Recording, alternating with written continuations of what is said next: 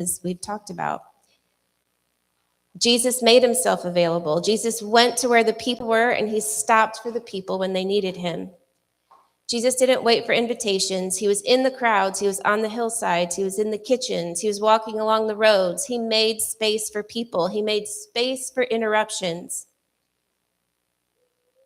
Because availability is the first step to serving. We allow our lives to be so busy and say, that's just the way it is. I don't have time for interruptions. I don't have time to serve. And when we intentionally create those margins in our lives, and when we intentionally schedule those margins and widen our emotional bandwidth, we open the door to loving and serving like Jesus. We have to be intentional. It's not going to just happen in this busy world. Maybe a lot of years ago, we don't have a lot of open space in life anymore, unfortunately. Even when you think, oh, you know what, this week I think it's going to be calm. And then 7 days later, you're like, where did the week go? We have to be intentional. And we can't expect everyone around us to cater to your busyness or even your emotional brokenness. We have to be intentional to work on our healing, to open up our lives and have margin for others. We can begin to do this by saying yes to small interruptions. Maybe it's a neighbor that asks for something. Maybe it's a call from someone who's in crisis. Maybe it's a moment or two just to listen. I read this and it said availability often means choosing presence over productivity. If anybody knows me, that hit right here. But remember, it's not about like, what can you do for me?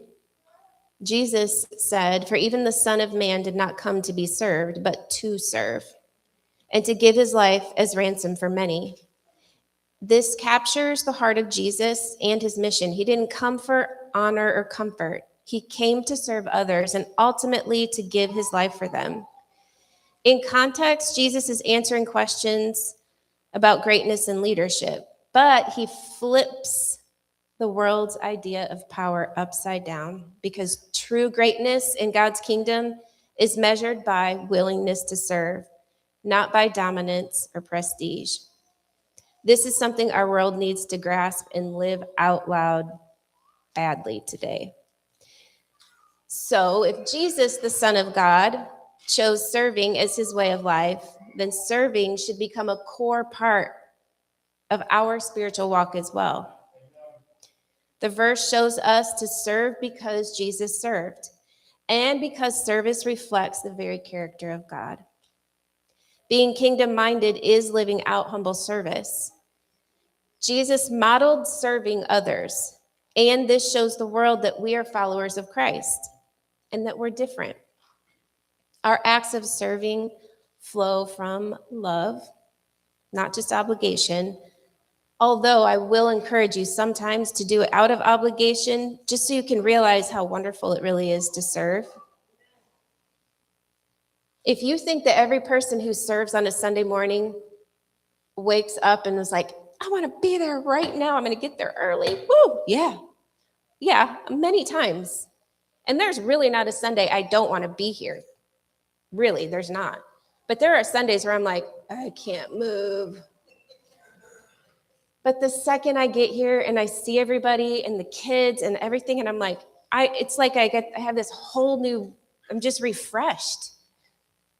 And I think, oh, if I would have missed that, I'd have been sorry. So you gotta sometimes you just gotta push past those moments where you're like, I can't even move, and realize just how wonderful it is. Because it's not about checking a box, and it's more about entering people's lives, seeing people, sharing burdens, showing the love of God with our hands, feet, our actions, and our words.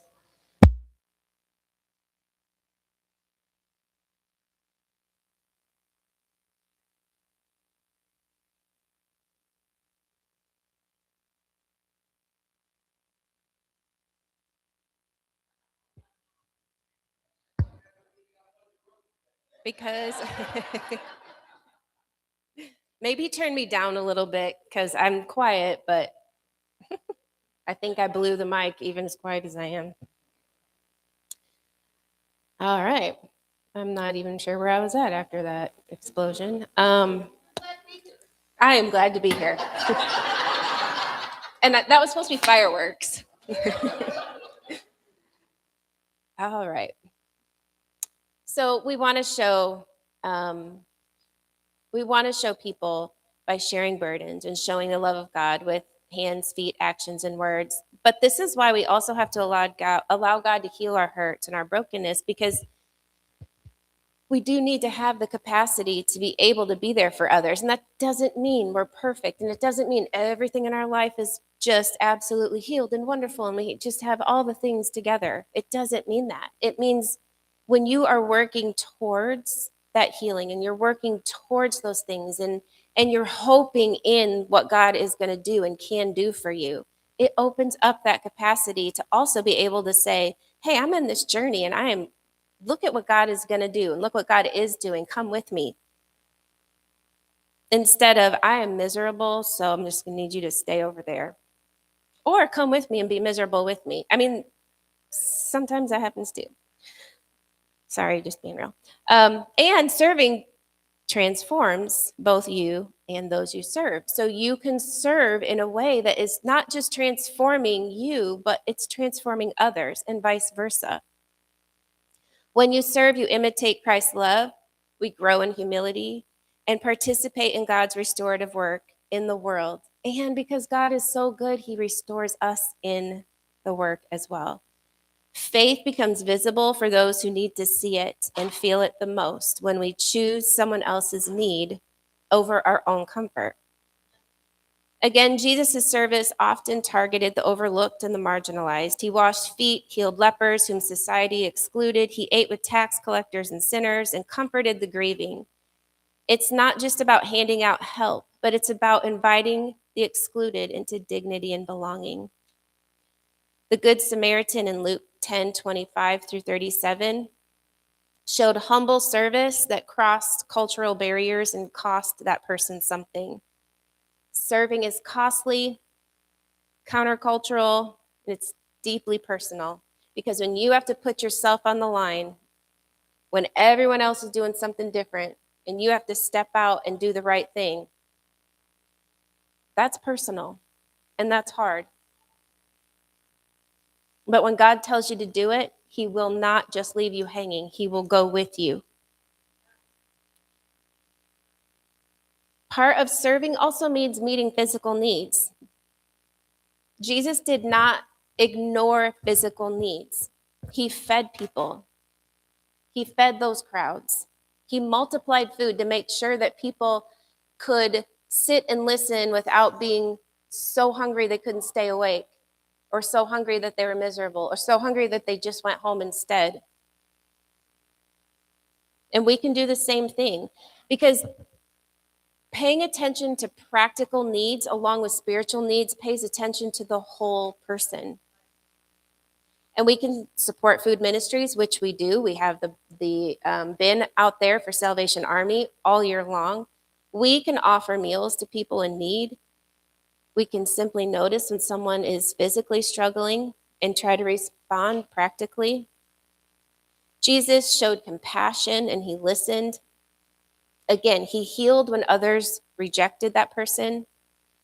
He sat with others when others would walk to the other side of the street or walk all the way around. Jesus often listened longer than he spoke. That's something I always say, probably at least 2 or 3 times a year when I'm standing up here. Listen longer than you talk. Don't listen to respond. Don't listen to correct. Just listen. You cannot, you cannot put a price on just letting someone talk, because they feel seen, heard, and loved.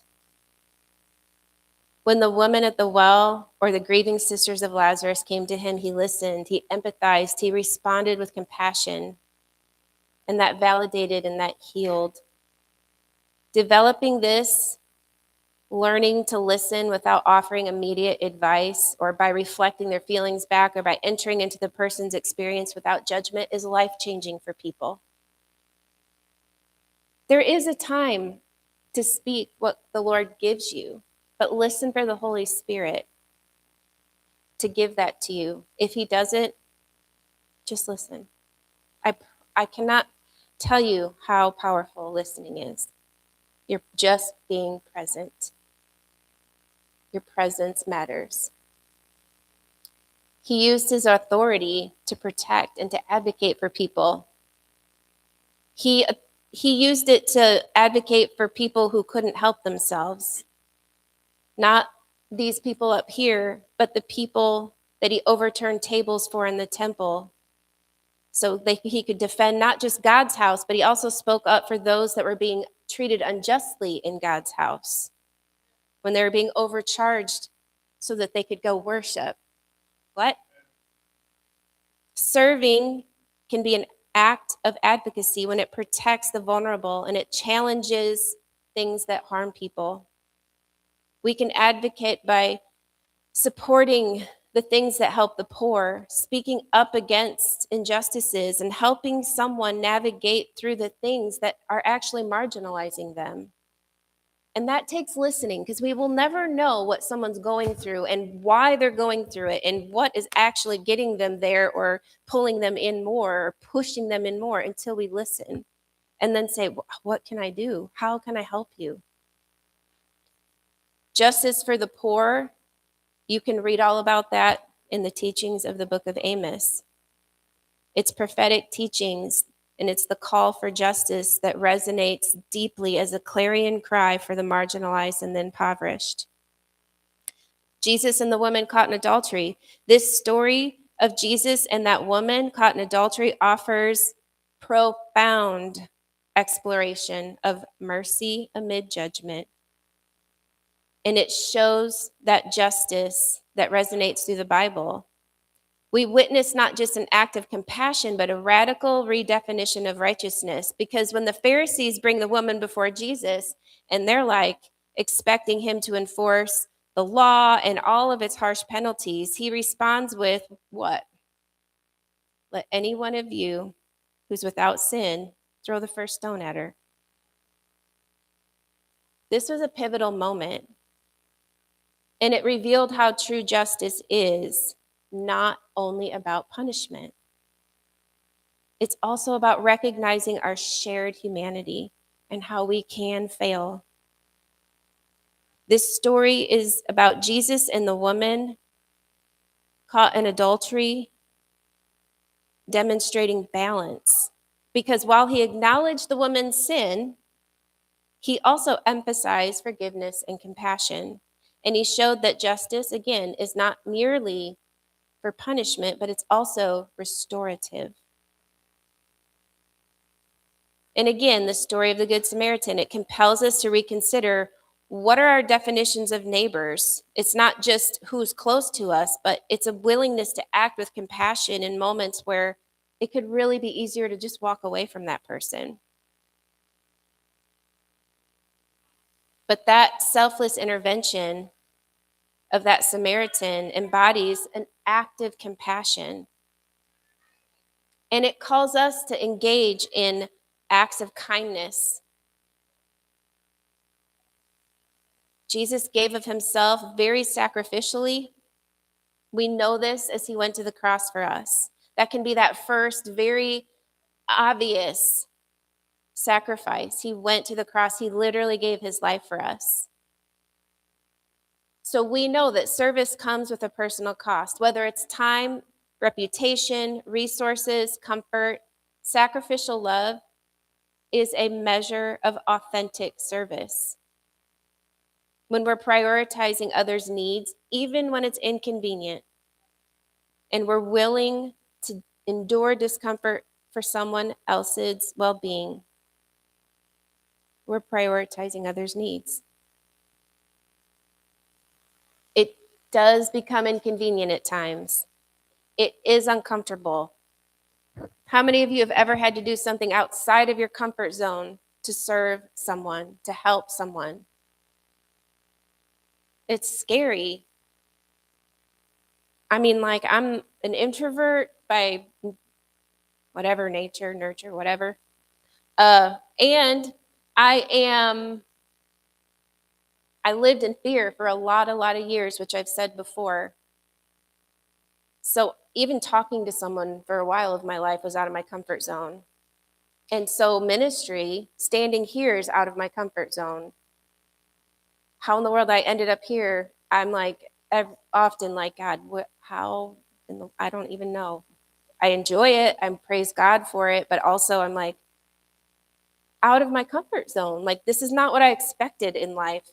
But he never has left me, and he's guided me, and he's given me the words. And he does so much for us when we step out of our comfort zone. He doesn't leave us. And he empowers us. And he empowers others to serve as they watch us serve. We don't. So discipleship should be us multiplying disciples, because we get discipled, then we disciple, then we allow others to be discipled. We don't hoard discipleship. We multiply it. It's not like, well, I'm discipling this person and that person, and then we're just going to do us four and no more. So here's our team, stay away. We want this to grow. We want the disciples of Jesus to grow. And I love this list of ideas to get ourselves in the practice of serving as we go out as Jesus' disciples here. Notice things. Train your eyes to see small needs around you. Maybe it's a tired coworker, a lonely neighbor, a single parent juggling tasks. 2, choose one small act daily.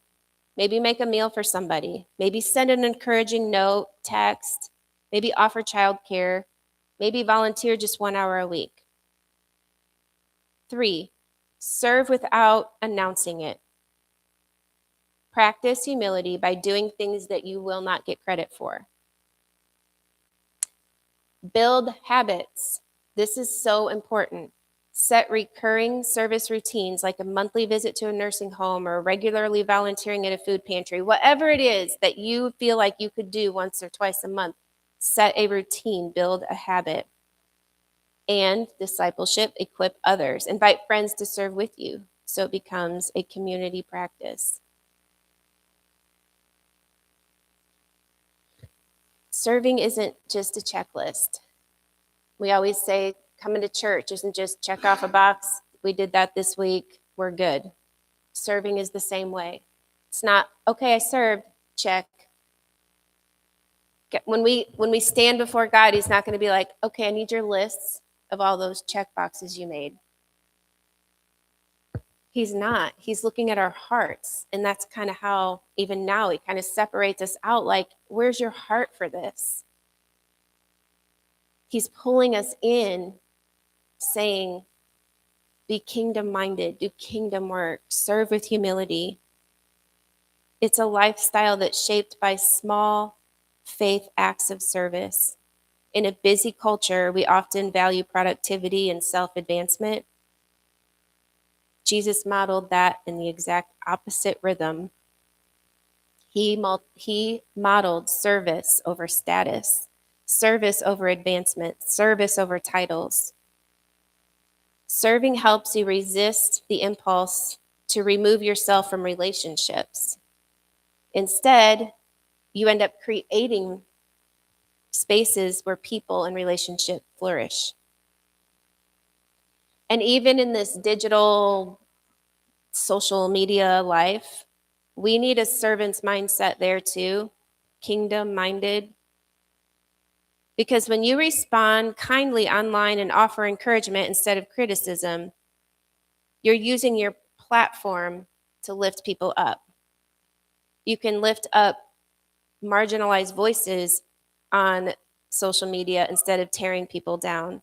You can have a kingdom-minded ethic like Jesus showed as he walked on the earth, where he didn't have social media. But if you notice in the scriptures, he did have those whether it's clickbait bots or real people, unfortunately, who are always trying to get you to argue. They're always trying to get you to decide your side is wrong and your side is wrong and I'm right and this is why and you're dumb and all those things. Because he had the Pharisees that followed him around and were continually trying to catch him up. Oh, really? So you're going to do that on the Sabbath? Explain that. You're going to do that? You're going to do I mean, they literally wanted to catch him up so they could 100% have every reason in the book to take him out. He did not get caught up in that. He did not let that ruin his day. He didn't let it ruin his ministry, and he did not take the bait. He didn't even take the bait when he was standing there with, I believe it was Caiaphas, when he asked him before he went to his death. Like, he didn't take the bait. We don't have to take the bait. We can have a kingdom mindset.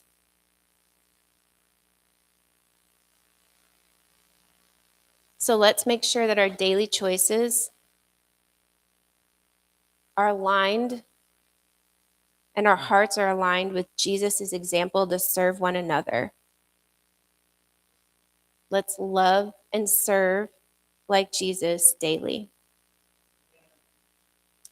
So before you leave today, I'm going to give you guys a little disco ball. Do you care to just pour them all in a bag? I left them in my car, unfortunately. Sorry. So I want to give you guys a disco ball, and here's why. I am pretty much of a tomboy, but I do like my fake blingy stuff. So I kind of have a balance, I guess, going on. But I want you to take it to remember to serve and love like Jesus when you look at it. I also want you to remember how special you are to RLC and to Scott and I, because we can see the following that I'm going to list in all of you as you love one another here and in your community. So this is why I picked the disco ball. As a disco ball reflects light, your service reflects God's love. A disco ball is a reminder of joy and celebration, and your contributions bring joy and celebration to the church community.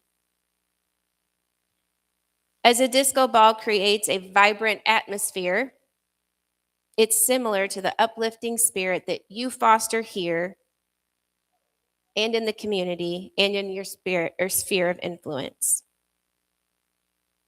And like there's many facets to the disco ball, all the cute little blings, it serves as a reminder of the many facets and the diverse talents that you bring to the table that are special, the gift within your service. Just as a disco ball brings people together on the dance floor, your service unites this congregation. Your dedication makes this church shine brighter, much like a disco ball in that spotlight.